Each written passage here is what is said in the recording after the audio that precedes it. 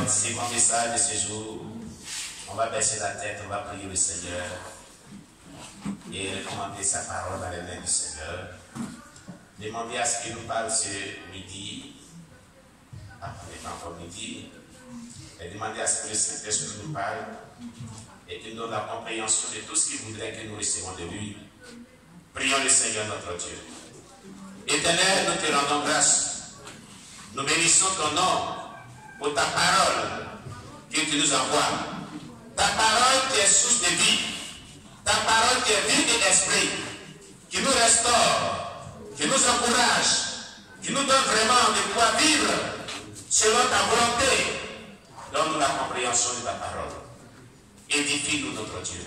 Mais par-dessus tout, donne-nous la force pour pratiquer ta parole, la mettre en pratique. Car c'est ce que tu veux, Seigneur, la mise en application de ta parole. Parce qu'une chose est de l'écouter, mais la chose la plus importante, que nous puissions vraiment la vivre. Amen. Merci Jésus-Christ de ce que tu nous donnes de quoi vivre ta parole au nom de Jésus-Christ. Amen. Alléluia. Dieu nous bénisse. Les temps sont finis de Kingsley Ibani. Le temps est fini. Kingsley Ibani. Amen. Que le nom de Dieu soit béni.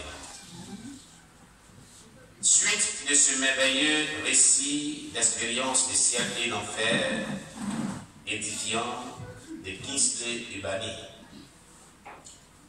La dernière fois, on avait vu dans son témoignage une partie très importante de son histoire, de son expérience avec le Seigneur. Sans rien dire, le maître le quitta.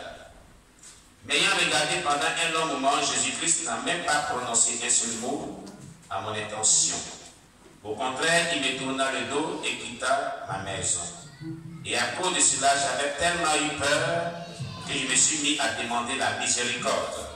Alors, 2 nuits plus tard, qui fut le 27 octobre 2012, j'étais justement en train de louer Dieu, comme je le faisais d'habitude, lorsqu'une lumière brillante envahit ma chambre, et Jésus-Christ marcha jusqu'à dans ma chambre. J'eus très peur dès que je l'ai vu. Mais lorsqu'il remarqua la crainte en moi, il tendit ses mains et me dit, « Fils, que la paix soit avec toi. N'aie pas peur, je suis ton maître Jésus-Christ. Je suis celui qui était et qui est et qui vient. Je suis celui qui mourut sur la croix pour racheter tous ceux qui croient en moi. Je suis le premier et le dernier.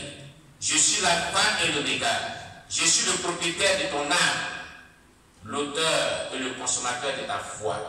Je suis celui qui t'a créé et choisi pour être mon témoin auprès de toute la race humaine avant que tu ne fusses né. Déclarait Jésus-Christ à Kingsley Ibani. J'ai vu ton amour pour moi et tes efforts dans mon œuvre. Je t'aime si tendrement. Je te récompenserai avec la vie éternelle si tu ne te retires pas et demeures fidèle à moi. C'est-à-dire, s'il ne rétrograde pas, s'il n'arrête pas le combat qu'il mène, s'il n'arrête pas de servir Dieu, s'il n'arrête pas de vivre la sainteté, alors Dieu dit qu'il va le récompenser et il aura la vie éternelle. Amen. J'ai vu ton amour pour moi et tes efforts dans mon œuvre. Je t'aime ainsi tendrement. Je te récompenserai avec la vie éternelle si tu ne te retires pas et demeures fidèle à moi. Je ne t'abandonnerai pas si tu gardes tous mes commandements. N'aie pas peur. Je suis ici pour te dire que je continue de t'aimer. Je vais t'amener au ciel pour te montrer ce qui est en train de se produire là-bas maintenant. Amen. Alléluia. Allons au ciel maintenant, déclarait Jésus. S'étant approché de moi, Jésus-Christ me mit sa main droite sur mon épaule et me dit, Fils, je vais t'amener au ciel. Est-ce qu'on peut y aller maintenant? Et je lui répondis oui. Alors il ôta doucement sa main de mon épaule et mon corps resta immobile pendant que mon esprit sortit de mon corps.